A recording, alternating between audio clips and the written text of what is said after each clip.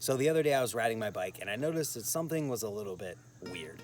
And when I looked a little bit closer, I noticed that the cause of this weirdness was actually the fact that my brake pad was wore all the way through to the metal on one side. And with that, I had to put on new brake pads. And it made me realize that the first video that I did talking about putting on these brake pads was 11 months ago. And that meant that these brake pads lasted me 11 months. And I figured since it was the first time I was trying them and they lasted me 11 months and I was putting on a new set, that it might be a good time to make a full review on them. So this is my full review on the Eclat Force brake pads in the female variety, and we're going to talk about what that means and everything else to do with these brake pads right now.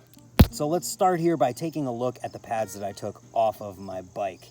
More specifically, the one that wore all the way through to the metal. If we look at the metal on the pad, we can even see that it has some wear on it from where it was rubbing on my rim. Probably the weirdness that I noticed in the first place. And if we turn it to the side here and look through the material, we can see that this brake pad did not wear evenly. It's higher on this side than right here on the closest side that's still intact. And obviously this part is missing, but we can see that this was not installed to wear evenly on the rim. And an even more proof of that is the fact that this one is still intact and evenly wore across the whole surface of the brake pad. If we compare the two beside each other, we can see that clearly this one is worn in an uneven manner. And with that, let's take a look at a brand new brake pad that I have sitting here.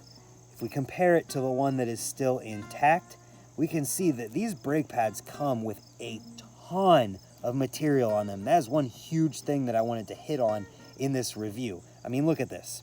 If we compare the brand new one to the old one, we can see that we have probably more than half of this brake pad left, which in my eyes means that if this brake pad that wore through had been installed correctly to wear evenly throughout the life of the brake pad, we would have had much more life on these brake pads.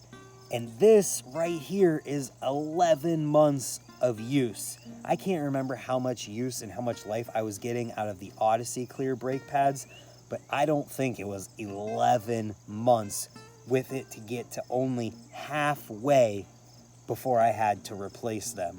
So that is something huge here. And earlier in the video, I talked about how this is a review on the female variety of these brake pads. That just means that this has a bolt that screws into the brake pad itself rather than a stud. And what I mean by that is that we have this bolt that literally screws into the brake pad rather than having a threaded stud that sticks out of the brake pad like this that we would put a nut on. And I wanted to make sure that I hit on this because this is a huge reason why I love these brake pads as well. Not even just the fact that they lasted 11 months before they were even halfway worn and this faultily installed one broke through. The female part on this means that you're not going to be catching your shoes on a brake stud anymore. I don't know if everyone else has this problem, but I have issues with the Odyssey brake pads with that stud that sticks out where however I hold my feet makes my shoe clip that thing and it just destroys my shoes. It's not at the shoe's fault because I'm catching this thing repeatedly every time I'm pedaling around. And after a while, it hits it enough to wear and just put a hole into my shoes. And that is why I first got these pads, because I finally wanted to solve that problem. And I found these Eclat pads were the only ones that were in stock. Then I received them and I noticed, wow, these things have a lot of material from the start. Then 11 months went by before anything happened that made me had to install new ones. And then I'm looking closer and I'm realizing that the only reason that this wore through to the metal in the first place was me installing it and keeping it wrong throughout the life of the brake pad. Now I know a lot of people like to toe in their brake pads and that will mean that they're going to wear unevenly, but a lot of people who ride brakes and do a lot of really technical brake tricks and rely on their brakes for tricks to where the brakes do not slip out, they like to install them perfectly parallel to the rim so that they are hitting all of the brake pad at one time on the rim. So that leads me to my next point, and that is I wanted to hit on talking about how well these stick and hold for certain tricks that require you to really rely on your brakes. I'm talking about 5-tap tricks or hurricanes where you're putting everything you have into the trick and pushing with your knees and pulling with your hands, and any slippage of the brakes becomes a terrifying near-death experience, especially on like a 5-tap where you're locked in and you are putting everything, every ounce of trust you have into your brakes. And with that, these brake pads have stuck so well in those tricks. One trick that I like to do on double coping spines is an ice pick to 270 Fufanu over the other side. And as soon as you land on that back tire on that Fufanu, you're putting everything you have in there. And if it is not rock solid in its holding, it's going to move and you're going to be terrified. And these brake pads almost never let me down in that regard.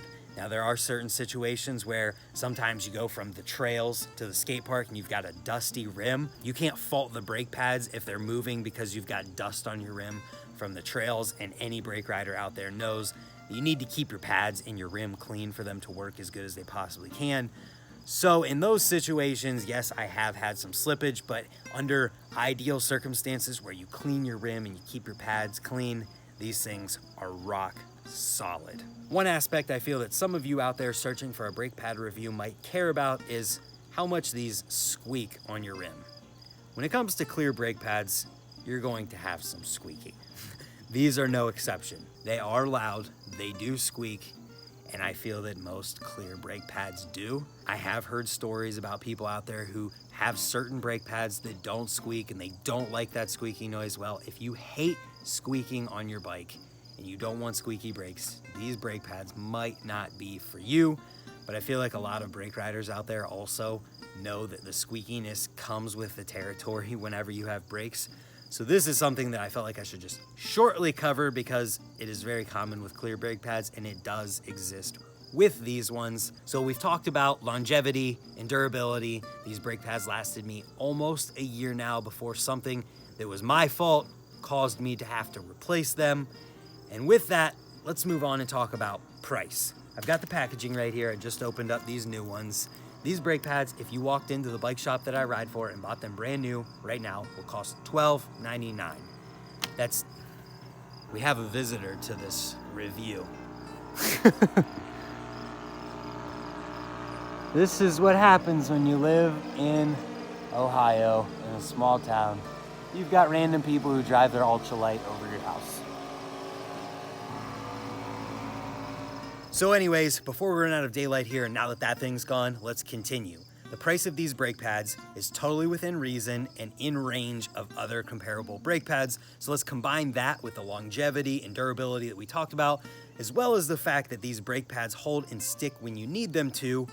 And with all of that in mind, I feel that I can confidently and comfortably recommend these brake pads to anyone who rides BMX, all the way from the newest of beginners who might be buying a used bike that needs new brake pads and they haven't even learned a trick yet, up to someone who is the most experienced brake rider who needs their brakes to stop, lock, and hold when they need them to and be confident in it.